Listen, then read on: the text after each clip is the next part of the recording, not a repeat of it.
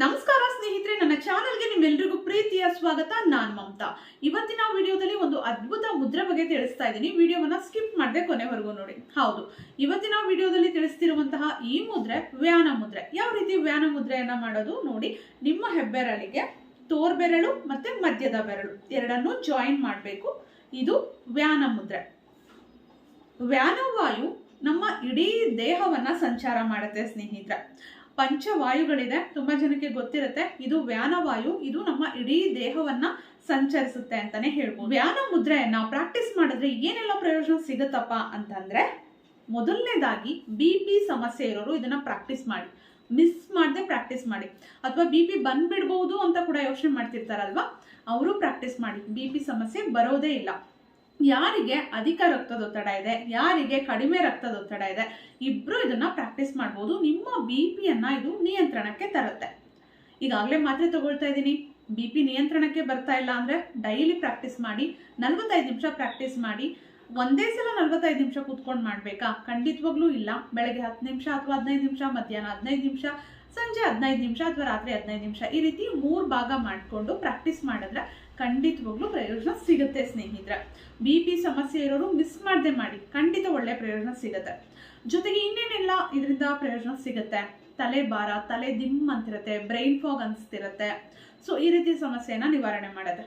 ಅಧಿಕ ಬೆವರು, ತುಂಬಾ ಬೆವರ್ತಾ ಇರ್ತಾರೆ, ಅಥವಾ ತುಂಬಾ ರಕ್ತಸ್ರಾವ ಆಗ್ತಿರುತ್ತೆ ಮಹಿಳೆಯರಲ್ಲಿ. ಮುಟ್ಟಿನ ದಿನಗಳಲ್ಲಿ ತುಂಬಾ ರಕ್ತಸ್ರಾವ ಆಗತ್ತಲ್ಲ, ಅವಾಗ ಕೂಡ ಇದನ್ನ ಪ್ರಾಕ್ಟೀಸ್ ಮಾಡ್ಬೋದು. ರಕ್ತಸ್ರಾವ ಕಡಿಮೆ ಆಗತ್ತೆ. ಜೊತೆಗೆ ಅತಿ ಮೂತ್ರ ವಿಸರ್ಜನೆ ಮಾಡ್ತಿರ್ತಾರೆ, ತುಂಬಾ ಅಧಿಕ ಮೂತ್ರ ವಿಸರ್ಜನೆ ಮಾಡ್ತಿರ್ತಾರೆ, ಪದೇ ಪದೇ ಯೂರಿನ್ ಪಾಸ್ ಮಾಡ್ತಿರ್ತಾರೆ, ಅದನ್ನ ಕೂಡ ನಿಯಂತ್ರಣಕ್ಕೆ ತರುತ್ತೆ. ತುಂಬಾ ಬಾಯಲ್ಲಿ ಜೊಲ್ಲು ಬರ್ತಾ ಇರತ್ತೆ, ಅದನ್ನ ಕೂಡ ಇದು ನಿಯಂತ್ರಣ ಮಾಡುತ್ತೆ. ಜೊತೆಗೆ ಈ ಒಂದು ವ್ಯಾನ ಮುದ್ರೆಯನ್ನ ಪ್ರಾಕ್ಟೀಸ್ ಮಾಡೋದ್ರಿಂದ ನಮ್ಮ ದೇಹಕ್ಕೆ ಶಕ್ತಿ, ಚೈತನ್ಯ ಕೂಡ ಸಿಗುತ್ತೆ. ಎಷ್ಟೊಂದ್ಸಲ ನಮ್ಮ ದೇಹದಲ್ಲಿ ಏನಿದೆ ಶಕ್ತಿ, ಅದಕ್ಕಿಂತ ಜಾಸ್ತಿ ನಾವು ನಮ್ಮ ದೇಹಕ್ಕೆ ಒತ್ತಡವನ್ನ ಕೊಟ್ಟು ಕೆಲಸ ಮಾಡ್ಬಿಟ್ಟಿರ್ತೀವಿ. ನಮ್ಮ ದೇಹದಲ್ಲಿ ಏನ್ ಶಕ್ತಿ ಇದೆ ಅದ್ರ ಅರ್ಧದಷ್ಟು ಮಾತ್ರ ನಾವು ಕೆಲಸ ಮಾಡ್ಬೇಕು. ಎಷ್ಟೊಂದ್ಸಲ ಅದಕ್ಕಿಂತ ಜಾಸ್ತಿ ಕೆಲಸ ಮಾಡಿ ಟಯರ್ಡ್ ಆಗ್ಬಿಟ್ಟಿರ್ತೀವಿ. ಅಂತ ಟೈಮಲ್ಲಿ ಕೂಡ ಈ ಮುದ್ರೆಯನ್ನ ಪ್ರಾಕ್ಟೀಸ್ ಮಾಡ್ಬೋದು. ಇನ್ನು ಹೊರಗಡೆ ಎಲ್ಲೋ ಓಡಾಡ್ತಿದ್ದೀರಾ, ತುಂಬಾ ಬಿಸಿಲಿದೆ, ತಡೆಯೋದಕ್ಕಾಗ್ತಿಲ್ಲ ಬಿಸಿಲನ್ನ, ಅಂತ ಟೈಮಲ್ಲಿ ಕೂಡ ಈ ಮುದ್ರೆಯನ್ನ ಹಾಕೊಂಡು ಓಡಾಡಿದ್ರೆ ಖಂಡಿತವಾಗ್ಲೂ ಆ ಬಿಸಿಲಿನ ಒಂದು ತಾಪವನ್ನ ಇದು ಕಡಿಮೆ ಮಾಡುತ್ತೆ. ಹಾಗೆ ಶರೀರದಲ್ಲಿ ವಾತ ಪ್ರಕೋಪದಿಂದ ನೋವು ಉಂಟಾಗಿರುತ್ತೆ, ವಾತದಿಂದ ತುಂಬಾ ಪೇನ್ ಆಗ್ತಿರುತ್ತೆ ಬಾಡಿ, ಅದನ್ನ ಕೂಡ ಇದು ನಿವಾರಣೆ ಮಾಡುತ್ತೆ.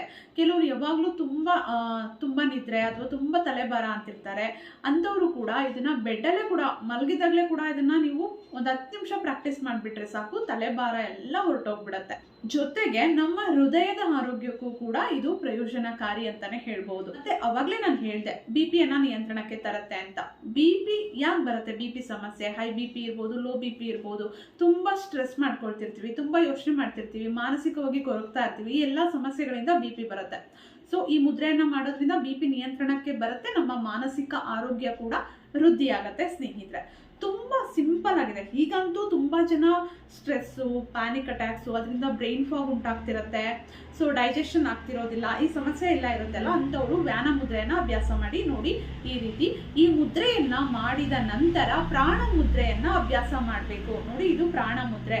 ನಿಮ್ಮ ಹೆಬ್ಬೆರಳಿಗೆ ಪೃಥ್ವಿ ತತ್ವ, ವರ್ಣ ತತ್ವ ನೋಡಿ, ಜಲತತ್ವ ಅಂದ್ರೆ ಉಂಗುರದ ಬೆರಳು, ಕಿರು ಬೆರಳು ಮತ್ತೆ ಹೆಬ್ಬೆರಳು, ಇದಿಷ್ಟನ್ನ ಜಾಯಿನ್ ಮಾಡಿದ್ರೆ ಏನು ಪ್ರಾಣ ಮುದ್ರೆ ಆಗತ್ತೆ. ಅರ್ಧ ಗಂಟೆ ನೀವು ವ್ಯಾನ ಮುದ್ರೆಯನ್ನ ಮಾಡಿದ್ರಿ ಅಂದ್ರೆ ಅಟ್ಲೀಸ್ಟ್ ಒಂದು 5 ನಿಮಿಷನಾದ್ರೂ ನೀವು ಪ್ರಾಣ ಮುದ್ರೆಯನ್ನ ಪ್ರಾಕ್ಟೀಸ್ ಮಾಡಿ. ಅದು ಒಂದು 1/4 ಗಂಟೆ ಮಾಡ್ತೀರಾ ಅಂದ್ರೆ ಒಂದು 2 ನಿಮಿಷನಾದ್ರೂ ನೀವು ಪ್ರಾಣ ಮುದ್ರೆಯನ್ನ ಪ್ರಾಕ್ಟೀಸ್ ಮಾಡಿ. ಅಂದ್ರೆ ಯಾವುದೇ ಚಿಕಿತ್ಸಕ ಮುದ್ರೆಗಳನ್ನ ಮಾಡಿದ ನಂತರ ಪ್ರಾಣ ಮುದ್ರೆಯನ್ನ ಮಾಡಿದ್ರೆ 100% ರಿಸಲ್ಟ್ ಸಿಗುತ್ತೆ. ಇದನ್ನ ನೆನ್ಪಿಟ್ಕೊಳ್ಳಿ. ಯಾವುದೇ ಮುದ್ರೆಯನ್ನ ಮಾಡಿದ್ಮೇಲೆ ಪ್ರಾಣ ಮುದ್ರೆಯನ್ನ ಮಾಡಿ, ನೀವೇನ್ ಮೊದಲು ಮುದ್ರೆಯನ್ನ ಮಾಡಿರ್ತೀರಾ ಅದರಿಂದ ಸಿಗಬಹುದಾದಂತಹ 100% ರಿಸಲ್ಟ್ ನಿಮ್ಮ ದೇಹಕ್ಕೆ, ನಿಮ್ಮ ಮನಸ್ಸಿಗೆ ಸಿಗುತ್ತೆ ಅಂತಾನೆ ಹೇಳ್ಬೋದು. ಸ್ನೇಹಿತರೆ, ವ್ಯಾನ ಮುದ್ರೆಯನ್ನ ಮಾಡೋದ್ರಿಂದ ಏನೆಲ್ಲ ಪ್ರಯೋಜನ ಸಿಗುತ್ತೆ ಅಂತ ಹೇಳಿದೀನಿ. ಪ್ರಾಕ್ಟೀಸ್ ಮಾಡಿ, ರಿಸಲ್ಟ್ ಅನ್ನ ಕಮೆಂಟ್ ಮಾಡಿ ತಿಳಿಸಿ. ಹೈ BP, ಲೋ BP ಸಮಸ್ಯೆ ಇರೋರಿಗೆ ಈ ವಿಡಿಯೋವನ್ನ ಶೇರ್ ಮಾಡಿ ಸ್ನೇಹಿತರೆ. ಮತ್ತೆ ಭೇಟಿಯಾಗೋಣ. Thank you.